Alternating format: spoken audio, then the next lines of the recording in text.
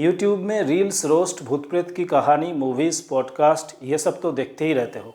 चलो आज कुछ हटके करते हैं। आज मैं तुम्हें science backed modern study techniques के बारे में बताऊंगा। अगर अच्छा मार्क्स लाना चाहते हो, अच्छा करियर चाहते हो तो ये वीडियो पूरा देखना। ट्रस्ट मी चैम्प्स, इस वीडियो में बताए गए टेक्निक्स अगर पूरा इम्प्लीमेंट कर लिए तो वो दिन दूर नहीं जब पेरेंट्स को खड़े रख के पूरा book, yes, chapter wise, topic wise पूरा बुक गरगर गरगर गरगर करके बोल सकोगे। और पेरेंट्स ये नहीं बोलेंगे नौटंकी, खरे खरे ड्रामा करता है। ये वीडियो तुम्हारे जीवन को बदल सकता है। ओ हेलो, तो क्या हाल चाल दोस्तों।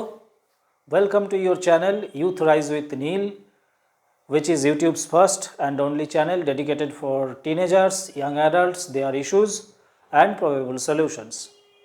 And this is your host Nilanjan Chowdhury. जैसे कि थंबनेल में देख ही रहे हो, better grade with less efforts. तो इस वीडियो में हम समझेंगे कि मॉडर्न स्टडी टेक्निक्स के बारे में रिसेंट साइंटिफिक रिसर्च रिपोर्ट्स क्या कहते हैं, और वही सब टेक्निक्स इम्प्लीमेंट करके तुम एग्ज़ाम में अच्छे मार्क्स भी ला पाओगे और तुम्हारे कॉन्सेप्ट्स क्रिस्टल क्लियर होने के साथ साथ उम्र भर याद रह जाएंगे। कौन कौन सा प्रॉब्लम को एड्रेस किया गया है? 1. मैं मोबाइल देखे बिना या दूसरा कुछ करे बिना स्टडी में कंसंट्रेट नहीं कर पाता। 2. स्टडी के टाइम में तो मैं समझ जाता हूँ लेकिन अगले ही दिन भूल जाता हूँ। 3. स्टडी मुश्किल है, सोच के आज नहीं कल, कल नहीं परसों करके टालता ही रहता हूँ, शुरू ही नहीं कर पाता। 4. एग्ज़ाम से पहले कर लूँगा या लूँगी मेंटालिटी, और उसके बाद एग्ज़ाम से पहले तनावग्रस्त और अल्टीमेटली तैयार ना हो पाना। 5. मुझे स्टेप बाय स्टेप याद नहीं रहता। 6. रट्टा मार के मैं काम चला लेता हूँ लेकिन मैं एक्सप्लेन नहीं कर पाता, और एग्ज़ाम में अगर क्वेश्चन थोड़ा सा ट्विस्ट आ गया तो मैं सॉल्व नहीं कर सकता। 7. स्टडी एक बोरिंग चीज़ है, इसीलिए मैं दूर भागता हूँ। अगर बोले गए ये सब प्रॉब्लम्स में से कोई एक या उससे ज़्यादा प्रॉब्लम्स तुम्हें है तो वीडियो की एंड में सॉल्यूशंस भी दूंगा। टेक्निक में जाने से पहले मेमोरी कैसे काम करता है वो जान लेते हैं। Processing, storing and retrieving, step by step ये तीनों से होके गुजरने के बाद जो इन्फॉर्मेशन तुम्हारे ब्रेन में रह जाता है वही मेमोरी बन जाती है। अभी ब्रॉड सेंस में मेमोरी दो टाइप के होते हैं, शॉर्ट टर्म और लॉन्ग टर्म। किसी अनजान व्यक्ति से मुलाकात के दौरान उसका name and date of birth तुम्हें कुछ ही मिनटों तक याद रहते हैं। अगर तुम सिंसियर एफर्ट्स ना डालते हो उसे याद रखने की तो this is called short term memory. अब इसके साथ वो गजनी मूवी का short term memory loss mix मत कर देना। या फिर किसी सोशल गैदरिंग्स में तुम्हें सबके साथ मिलवाया जा रहा है, देख लेना 10-12 में से सिर्फ 3-4 ही नाम तुम्हें कुछ ही मोमेंट्स तक याद रहते हैं। This means short term memory has a limit. और एक मेमोरी है जिसे हम कहते हैं लॉन्ग टर्म मेमोरी। मैं जब क्लास 1 में पढ़ता था तो फैमिली के साथ कश्मीर टूर पे गया था। वहाँ प्लेन में मैं विंडो सीट को लेकर ज़िद कर रहा था। ये घटना मुझे इस उम्र में अब भी याद है। अब सोचो, क्लास 1 में तो और भी घटना घटी लेकिन वो सब मुझे याद नहीं है, सिर्फ ये घटना को छोड़ के। क्यों? क्योंकि हर एक घटना लॉन्ग टर्म मेमोरी नहीं बन पाती। किसी भी 40+ फ्री एंड फ्रैंक व्यक्ति से उनके most memorable moment, happiest moment and saddest moment के बारे में पूछो। वो अगर ऑनेस्ट होकर आंसर देंगे तो कुछ इस तरह का आंसर होगा। क्लासमेट को धक्का देकर चेयर से गिरा देना और बाद में गार्जियन कॉल हो जाना, और उसके बाद मम्मी का दवाई वाला इंसिडेंट 8 साल की उम्र में। फर्स्ट प्रपोज के टाइम पे थप्पड़ खा के घर आ जाना और अगले ही दिन उसी को तुम्हारे किसी दोस्त के साथ पार्क में देख लेना 18 साल की उम्र में। फर्स्ट टाइम मम्मी या पापा बनना या फर्स्ट कार खरीदना। शाबाश बेटा। जोक्स अपार्ट, अच्छा तो ये सब डिटेल्स में कैसे याद रह जाते हैं? कोई भी इंफॉर्मेशन या इंसिडेंट जो first time short term memory बनता है उसी को हर एक डिटेल्स और इमोशंस के साथ अगर हम बीच बीच में याद करते हैं तो वही लॉन्ग टर्म मेमोरी में कन्वर्ट हो जाते हैं। अब चलो देखते हैं कि इस सिद्धांत को हम कैसे लर्निंग में इम्प्लीमेंट कर सकते हैं। Hermann Ebbinghaus, a German psychologist, 1885 में Uber das Gedachtnis, I hope this is the right pronunciation, title से फॉरगेटिंग कर्व के ऊपर रिसर्च पब्लिश किया था। उसके बाद मेमोरी के ऊपर हज़ारों रिसर्च हुए, लेकिन बेसिक प्रिंसिपल्स सेम है जो इसमें बताया गया है। इसमें बताया गया कि नया कुछ पढ़ने के बाद फर्स्ट 20 मिनट्स बहुत इम्पॉर्टेंट होता है, क्योंकि इसी पीरियड में हम सबसे ज़्यादा भूलते हैं। उसके बाद नेक्स्ट 24 आवर्स, 48 आवर्स, 72 आवर्स करके भूलते ही रहते हैं। अब तुम जानते हो कि शॉर्ट टर्म और लॉन्ग टर्म मेमोरी क्या है। हमारा एम है शॉर्ट टर्म मेमोरी को लॉन्ग टर्म मेमोरी में कन्वर्ट करना, ताकि तुमको याद रहे। कुछ टेक्निक्स फॉलो करके ये हम दो पार्ट्स में करेंगे, एक स्टडी करने के टाइम पे या नया कुछ सीखने के टाइम पे, और दो रिविजन के टाइम पे। याद रखना, पहले स्टडी टेक्निक्स और उसके बाद रिविजन के टाइम पे मेमोरी रिकॉल टेक्निक, इसी ऑर्डर से तुम्हें इम्प्लीमेंट करना है। पोमोडोरो स्टडी टेक्निक, जब तुम नया कुछ पढ़ते हो तब ये पोमोडोरो टेक्निक अप्लाई किया जाता है। ऐसा नहीं कि एक चैप्टर खोल लिया और 3-4 घंटे तक उसे रट्टा ही मार रहे हो।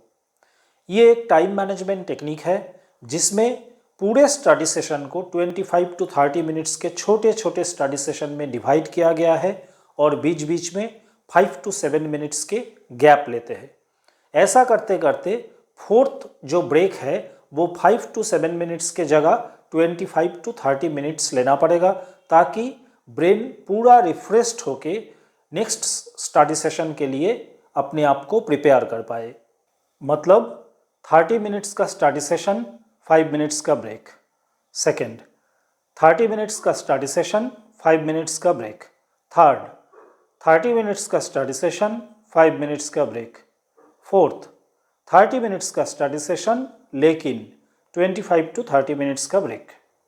इसमें गौर करने वाली बात यह है कि 30 मिनट्स के सेशन में कोई भी ब्रेक नहीं होगा और पूरा फोकस्ड होकर रहना पड़ेगा। 30 मिनट्स के बाद टेक्स्ट में एक चेक मार्क डाल दो, ताकि तुमको पता चले यहाँ तक स्टडी हो गया है, और उसके बाद 5 मिनट्स ब्रेक पे चले जाओ।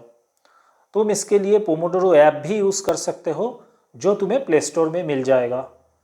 ब्रेक के टाइम पे आंख बंद करके पूरा रिलैक्स होके लास्ट 30 मिनट्स जो तुम पढ़ा उसी का मेन पॉइंट्स याद कर लेना। अब देखते हैं कि इफ़ेक्टिव स्टडी हैबिट्स में पोमोडोरो टेक्निक कैसे हेल्प करता है। शॉर्ट 30 मिनट्स की स्टडी सेशन होने से तुम्हारे ब्रेन एंगेज रहते हैं, और इससे मेंटल फैटिग या मानसिक थकान होने की संभावना कम होती है। सिर्फ 30 मिनट्स का स्टडी सेशन और उसके बाद ब्रेक, ये तुम्हारे ब्रेन को पता है, इसलिए तुम्हारे ब्रेन कंसंट्रेशन को एंटायरली 30 मिनट्स में मेंटेन कर पाता है। इससे एकाग्रता बढ़ता है। तुमको कभी बर्डन या बोझ फील नहीं होगा, और ज़्यादा ओवरथिंकिंग करने का भी ज़रूरत नहीं। इससे प्रोक्रेस्टिनेशन या काम टालने की आदत से भी मुक्ति मिल जाएगा। इससे टाइम मैनेजमेंट स्किल और डिसिप्लिन दोनों ही बढ़ता है। रेगुलर ब्रेक्स की वजह से ब्रेन रिफ्रेश्ड रहता है, जिससे कि एनर्जी और प्रोडक्टिविटी इम्प्रूव होता है। माइंड मैपिंग स्टडी टेक्निक, ये एक विजुअल लर्निंग स्ट्रेटजी है जिसमें एक सेंट्रल थीम के ऊपर बेस करके कॉन्सेप्ट्स, आइडियाज़, इन्फॉर्मेशंस को ऑर्गेनाइज किया जाता है एक डायग्राम फॉर्म में। इस डायग्राम फॉर्म में सिर्फ कीवर्ड्स को लिखा जाता है, और आपस में उनके रिलेशंस को दिखाने के लिए या समझाने के लिए एरो या लाइन का इस्तेमाल किया जाता है, जिसमें तुम देखना 1-2 पेजेस में जो बोला गया है वो एक छोटे डायग्राम में आ जाएंगे। अब जानते हैं कि माइंड मैपिंग कैसे इफ़ेक्टिव स्टडी हैबिट्स में हेल्प करता है। 1, इसमें अंडरस्टैंडिंग मजबूत होती है। 2, मेमोरी रिटेंशन बेटर होता है, क्योंकि कीवर्ड्स, लाइंस, कलर्स, ये सब विजुअल्स की वजह से both sides of the brain activate होता है। 3, इसमें टाइम सेविंग होता है, क्योंकि तुम लेंदी नोट्स के जगह सिर्फ एक डायग्राम देख रहे हो। 4, क्रिएटिव थिंकिंग में मदद करता है। 5, एक कॉम्प्लेक्स टॉपिक बहुत ही इजी हो जाता है। 6, डायग्राम करने की टाइम पे तुम एक्टिव लर्निंग में पार्टिसिपेट करते हो। 7, स्टडी स्मार्टर नॉट हार्डर। इस स्लोगन के बेस्ट एग्जाम्पल है mind mapping technique. I hope यहाँ तक तो तुम्हें पोमोडोरो टेक्निक और माइंड मैपिंग टेक्निक समझ आ ही गया होगा। इन दोनों की हेल्प लेके हम स्टडी करते हैं। तो इस वीडियो में हमने जाना मेमोरी कैसे काम करता है, शॉर्ट टर्म और लॉन्ग टर्म मेमोरी क्या है, Pomodoro and mind mapping technique से कैसे स्टडी करना चाहिए। इन दोनों टेक्निक को एक हफ्ते तक आजमाएं और नीचे कमेंट पर खुद के अनुभव मेरे साथ शेयर करें। मैं हर एक कमेंट पढ़ता हूं और रिप्लाई भी देता हूं। अगर वीडियो अच्छी लगे तो लाइक करके अपना सपोर्ट देना, शेयर करना ताकि दूसरों को भी जानने का मौका मिले। इसी तरह के वीडियो देखने के लिए ये चैनल सब्सक्राइब करके बेल आइकॉन दबा देना। Revision and memory recall technique के बारे में जानने के लिए इसी का सेकेंड पार्ट ज़रूर देखें। तो मिलते हैं नेक्स्ट वीडियो में। This is your host Neel signing off for today. Take care, tata, Jai Hind.